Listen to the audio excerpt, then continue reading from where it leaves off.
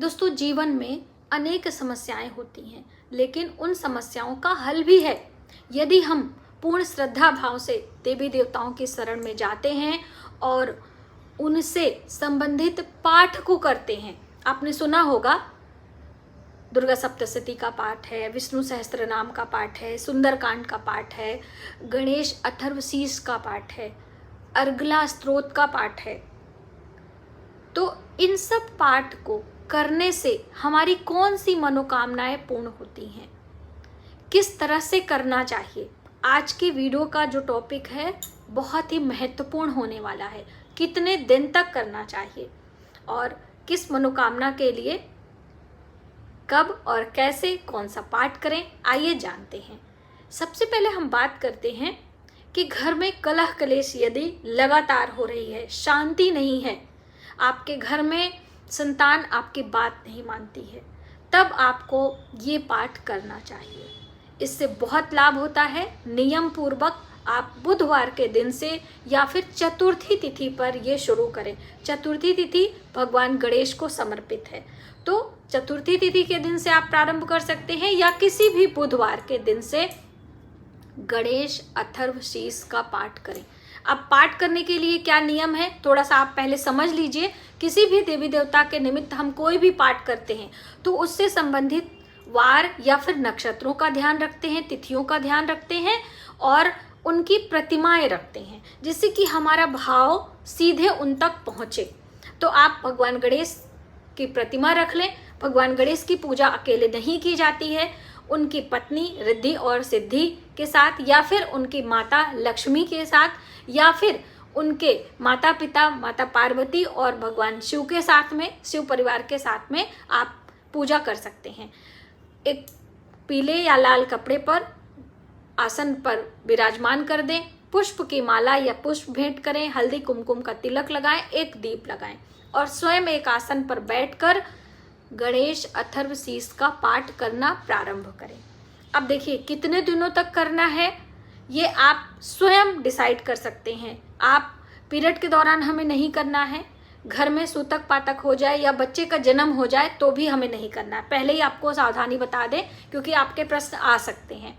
तो ये चीज़ें आप समझ लीजिए कि हमें 27 दिन लगातार कोई ना कोई पाठ आपको करना चाहिए। जैसे कि 27 नक्षत्र हमारे होते हैं और जिस नक्षत्र से हम शुरू करते हैं उसी नक्षत्र पर हम समाप्त करते हैं। ये भी थोड़ा को आप समझेंगे तो आपको ज़्यादा अच्छा रहेगा। गणेश अथर्वशीष पाठ करने से हमारे घर में सुख शांति बनी रहती है, कोई विघ्न बाधा नहीं आती है, भगवान गणेश की कृपा होती है और बुद्धि विवेक सही तरीके से सही समय पर कार्य करता है। तो आप ये चीज़ें ध्यान में रखें। अब बात करते हैं, घर में बीमारी है, लंबे समय से बीमारियों से छुटकारा नहीं प्राप्त हो रहा है और आपका अधिक से अधिक धन बीमारियों में खर्च हो रहा है, तो आप ये वाला पाठ करना प्रारंभ करें। दोस्तों, बहुत सारे प्रयोग, बहुत सारे व्रत उपास अलग अलग समस्याओं के लिए बताए गए हैं, लेकिन हर कोई हर चीज़ नहीं कर सकता है। किसी की आस्था देवी देवताओं में होती है कि हम कौन सा व्रत कर लें, कौन सा पाठ कर लें, किसी का होता है कि हम कौन सा दान कर दें, किसी का होता है कि हम कितने जीव जंतुओं की सेवा कर दें। तो अपनी भावना अलग अलग होती है। तो अपने प्रेम और श्रद्धा के अनुसार चीज़ें आप जब चुनेंगे तो आपको उसका लाभ अवश्य मिलेगा। तो लंबे समय से कोई व्यक्ति बीमार है या आपके परिवारजन है, आपका उनसे ब्लड का रिश्ता है, आप उसके लिए भी कर सकते हो। दुर्गा सप्तशती का पाठ करना चाहिए। अब देखिए, दुर्गा सप्तशती का पाठ मार्कंडेय पुराण से लिया गया है।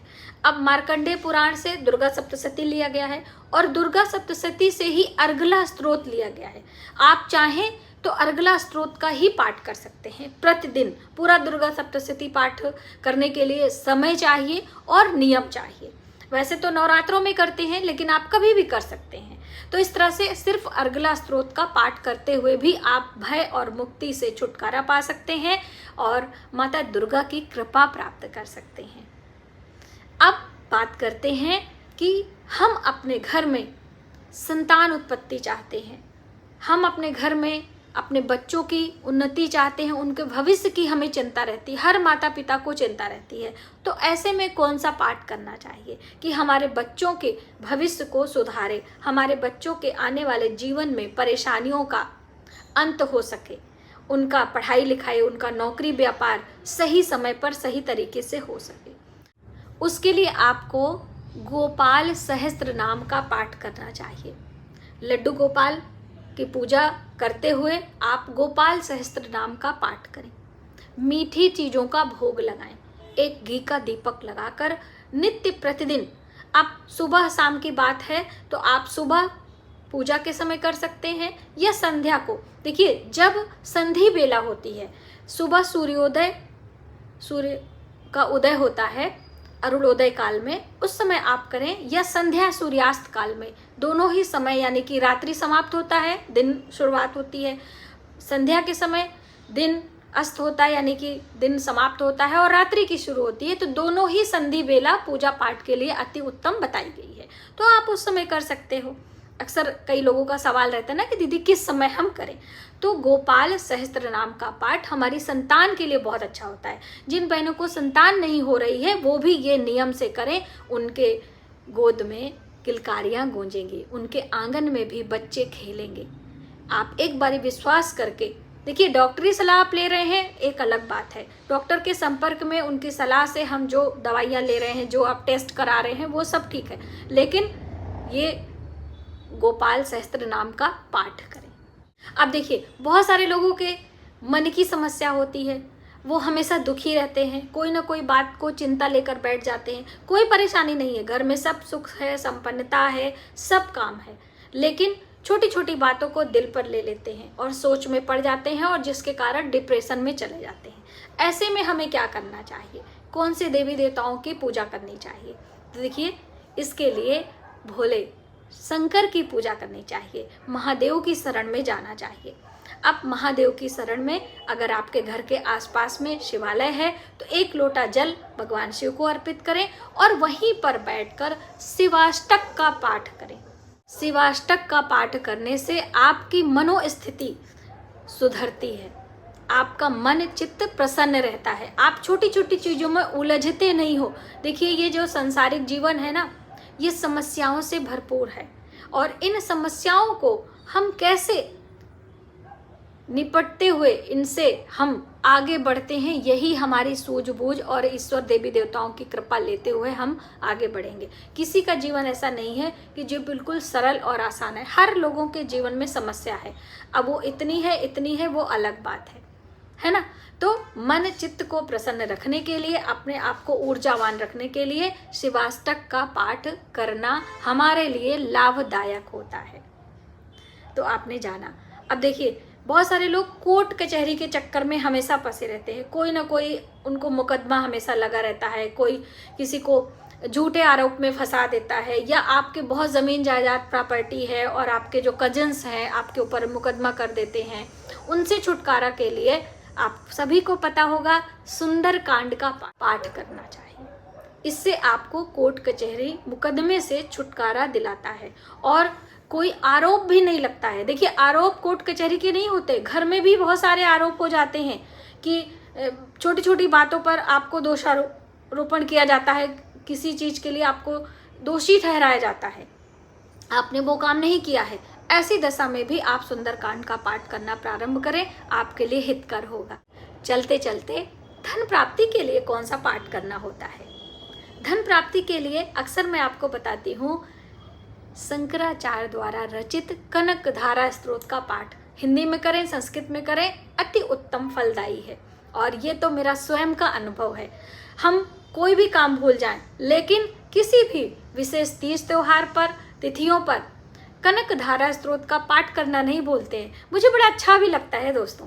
तो आप एक लाल कलर के आसन पर बैठकर माता लक्ष्मी के सामने एक घी का दीपक लगाकर उनके प्रिय पुष्प और प्रिय भोग रखते हुए कनक धारा का पाठ करें, और माता लक्ष्मी धन की वर्षा आपके ऊपर अवश्य करेंगी। तो आप ये करके देखें। चलते चलते नौकरी व्यापार में वृद्धि, मान सम्मान की प्राप्ति या उच्च पद की प्राप्ति, कोई बड़े पोजीशन की तैयारी आप कर रहे हैं, जैसे कि पीसीएस की तैयारी कर रहे हैं, उच्च पद की पढ़ाई कर रहे हैं और आपका एग्जामिनेशन क्लियर नहीं हो रहा है, उसके लिए हमें कौन सा पाठ करना चाहिए ये भी बता दूं, वरना सवाल आपके आ सकते हैं। तो इसके लिए सबसे अच्छा पाठ होता है आदित्य हृदय स्तोत्र का पाठ, भगवान सूर्य की पूजा। आदित्य की पूजा करने से हमारा जीवन सूर्य की भांति चमकता है, चारों दिशाओं में हमारा नाम रोशन होता है, राष्ट्र में नाम रोशन होता है। तो आप भगवान सूर्य के सामने प्रत्यक्ष देवता हैं। बाकी देवताओं को तो हम इमेजिन करते हैं, किसी के द्वारा बताए हुए चित्र की पूजा करते हैं, लेकिन सूर्य और चंद्र ये प्रत्यक्ष देवता हैं। इनको हम सामने देखकर लाल आसन और लाल रंग के वस्त्र पहनकर रविवार के दिन से आदित्य हृदय स्तोत्र का पाठ करना चाहिए। हो सके तो व्रत भी रख लें।